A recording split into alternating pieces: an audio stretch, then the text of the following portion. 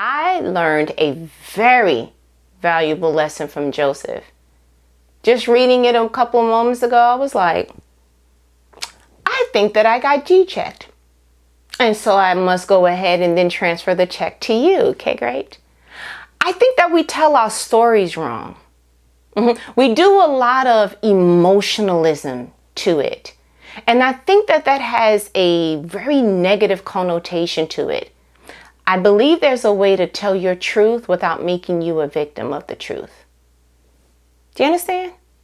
Let me get my thoughts together. Before we go ahead and discuss this, go ahead and like this video, subscribe to this channel, and then we're going to get into it. Okay, great? But go ahead and like and subscribe.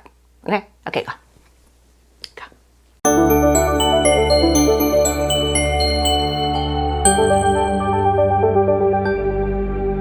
When you hear the typical person's story, you kind of hear elements to it that feels like it has an emotional shock to it. There is something in it that is compelling. It either drives you to anger, it drives you to tears, it drives you to something. But very rarely did someone go through something that was so traumatic and tell it in a way that was very matter of fact. I'm going to go ahead and be honest. There's not a lot of things that happen in my life that I'm just like, I had a baby as a boy. That's good for a commercial break. That's good if you got a 20-second ad you need to get out. But when you're telling something that happened to you, it's almost like you have this thing where you do tell it in a way that you want your audience or the person who's listening to get in the boat with you, to share this experience with me, to look at this scar, and you don't have to have the wound with me, but can we bleed together? Can you go ahead and just give me an ear, give me a heart, give me your hand, because this particular circumstance in my life was difficult. Is it coming out in the way that I'm saying it? And I triumphed. Is it coming out in the way that I said I was victorious in this area? Is it coming out in the way that I'm saying it? And I think that we don't know how to just get to the good part. To just keep it very matter of fact. When I was reading Joseph in the Bible, one of the main things that I always ask myself about him is, how was he able to go through all of that without complaining? Without, why God, why? Without doing woe is me, woe is him, woe is everything. You understand? Like, how did he do it in the way that it was like, man, you took it to the chin and was like, all right, okay, let's get it together. And just kept it another day, and it's not that he was just going through something that took a couple of days, a couple of weeks, it was years. Put decades on that thing. You understand? And if you don't know, a little backdrop, Joseph was his father's favorite. May or may not cause some sibling rivalry, okay, great, between his brothers, and his brothers clearly knew it. His father wasn't even trying to hide it. It wasn't like, extra piece of macaroni and cheese for you and y'all get spaghetti. Like, he was very, he made Joseph a coat. A special coat with all these colors to make him stand out. It's like, bro, we see you. It's obvious. And it's making people feel some kind of way. So Joseph telling his brothers first about this dream that God put in him didn't really get the fist pump he was looking for. So Joseph, being naive, went ahead and told the story again, this time to his brothers and his parents. And his father was like, you think that your brothers and I are going to be serving you? Is that what you thought? Plot twist, because I thought you was on my side, but okay, I guess not. So again, not even really understanding the real beef that is happening within his own household. One day his father says, hey, can you go and check on your brothers, make sure everything's happening well and with the sheep and all of that. And so cutting to the good part, when Joseph finally gets to them where they moved initially, but then he found them, they were like, oh, here comes the dreamer talking about we're going to be serving him. And so they started plotting on him. Something that people do when they don't like you. Who knew? And so what happens is they put him in this cistern, in this pit, with the intention to kill him, with the intention that he was going to die there. But the Midianite traders come, and now Joseph is sold as a slave. Then he goes from being sold as a slave to going to Potiphar's house, where he's put in leadership. But Potiphar's wife, so that JoJo was kind of like, okay, JoJo, I see you. And she kept trying to pressure him to go ahead and do the unthinkable. Keeping it PG, you understand? And so now at this point, she's like, all right, if I can't have you, then like, you need to, nobody else can. We're going to do something different. So she fibbed to her husband and was like, oh, JoJo tried to press me and he was trying to take advantage of me when you wasn't here. So now Potiphar's upset because he's like, yo, I thought I thought we had an understanding. I don't understand. Potiphar throws him in prison. The prison guards and them saw that he was dope and was like, hey, we want to put you in another leadership position. This is amazing. I don't know where you came from, but they didn't have to worry about nothing but what to eat, the Bible says. He was really just that dope in everything that he did. It was mistreated with his father. It was misunderstood with Potiphar. And now it's being illustrated at the jail. See, that's a word right there. Sometimes you're like, man, I've been so good at something for so long. Everybody keeps using me. No, it's your gift that God is going to use eventually. Okay. I felt that for you. I don't even play with the Holy Spirit, but like I felt that. You understand? So resume. So now he's in the prison. So Potiphar has a situation on the other side of town where his cupbearer and his sheep babe, he like, you know what? Y'all getting on my nerves. You disrespecting me. Y'all going to prison too. Cool. They have these dreams that's tormenting him. Since JoJo is ahead of everything that's going on in the prison affairs, he was like, wow, what's up with y'all? Why y'all feel some kind of way? They was like, we had this dream, blah, blah, blah. Each of them. So 2. And so JoJo was like, okay, I can go to God, make sure that I get the understanding, and then I can go ahead and help you. And he asked them not to forget about him. But the way that he told his story got my attention. I'm taking it to the Bible. Reporting live. Genesis 40. I read from the NLT version. I'm literally going to go to, okay, so he already interpreted their dreams. They got what they needed. They got the relief that they needed.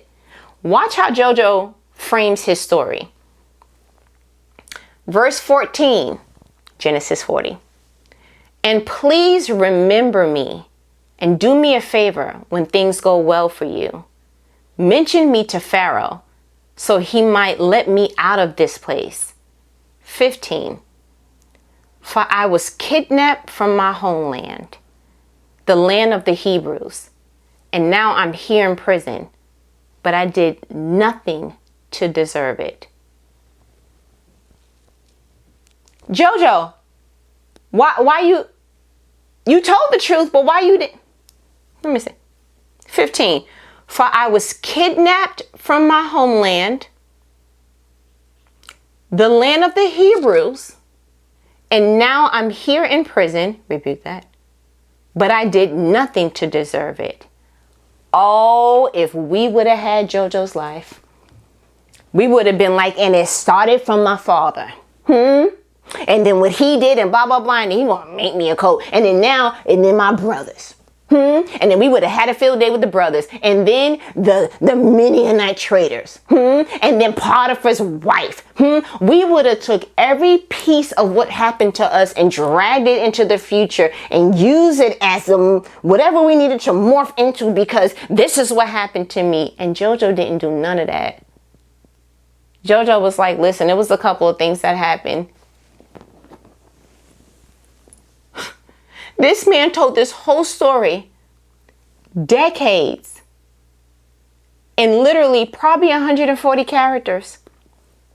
For I was kidnapped from my homeland. He skipped the part where his brothers did what they did, the land of the Hebrews. And now I'm here in prison, but I did nothing to deserve it. But he said, this is what happened. Here I am presently, and this is how I played the part. Oh my gosh. If we just told our story in that way, we don't got to keep going back to the story of how buddy broke your heart. We don't need to keep saying how old girl took advantage of you. We don't need to go back and remember the boss from 10 to 12 years ago who still don't probably even know you now, who still don't probably even value you now that you're not even in the company no more. We don't need to go back to what happened that one time when you had money and you fumbled the bag. We don't need to. We go through the details and we drag ourselves through it again, and we make ourselves relive it, not understanding that you don't have to relive it. Reframe it. Reframe it. Put yourself in a position of power. This is how I got here. This is why I'm here. And this is how I played a part to it. 3 parts. That's it. Why we going through it and you crying and you emotional, you angry and you sweating again like we going through it again? It's like, did you go back in time or you telling me what's happening to you in real time? Why are you here? What happened? And all he cared to share was kidnapped. Because he was a kid when it happened. I believe he was about 17 years old. So he was a kid when it happened. So that definitely is giving kidnapped. It's definitely giving somebody napped a kid. Okay. It's definitely giving what it should. And it's like, oh, at this point, we can learn something from JoJo. We can learn that the details are not really relevant if it's just going to drag us back to a pit. Especially when the goal is to get to the palace. What happened, happened. But whatever is happening to us, let's go ahead and make sure that what happened doesn't force its way through us. You understand? There's just certain things that it's like, yeah, we're going to start talking about this differently. We're going to shave it down. I know it was your entire childhood, but can we shave it down to 140? And not to say that we're taking truth away from you. Not to say that we're going to go ahead and take power from you. No, it happened. We cannot, with all of the power together, if 1 million of us were to come together, we don't have the power to rewrite your past. But we do have the power to make sure that you don't keep going there and being reburied and you understand? Instead of doing all those things, how about we just reframe it? That was unfortunate what happened to you. You did nothing to deserve it. Or, you know what? If you didn't do that, then maybe that wouldn't have happened. But still, that shouldn't have been done. You did not deserve to. And whatever it is that you need to conclude, it needs to end with. So what part of it are you responsible for? Because the reality is it's one of two things. You did nothing to deserve it, like JoJo. Or you know what? I was too naive and that played a part in the demise of A, B, and C. And it's okay. We're not blaming anything. We're just not putting you back in the place that it's like, this won't happen again though. Because when JoJo's telling this story this time, he's not a kid. When JoJo's telling this story this time, he's not in the land of the Hebrews. So there are some different variables. So you get an opportunity and you have permission to tell your story different. You have permission to reframe it. You have permission to live through it and to live past it. We don't forget what happened.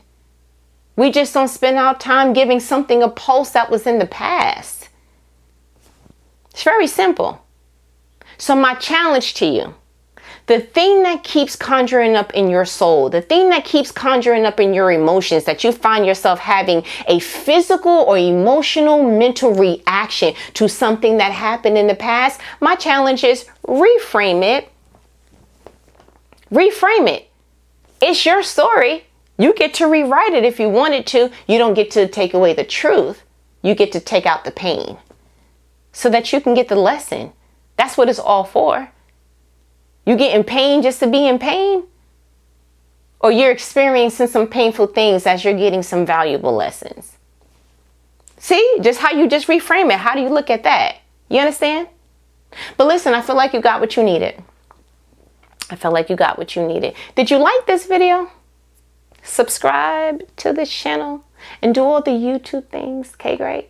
But bigger than that, have you been on Patreon?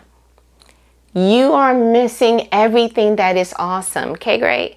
Patreon.com/StriveNinspire. StriveNinspire. It is where you should be. Okay, great. You only need to remember two things outside of like and subscribe. Patreon podcast, Strive in Inspire. That's all. P&P. Because you an evangelist. That you go on and set forth. So I don't stand in the way of evangelism. I don't.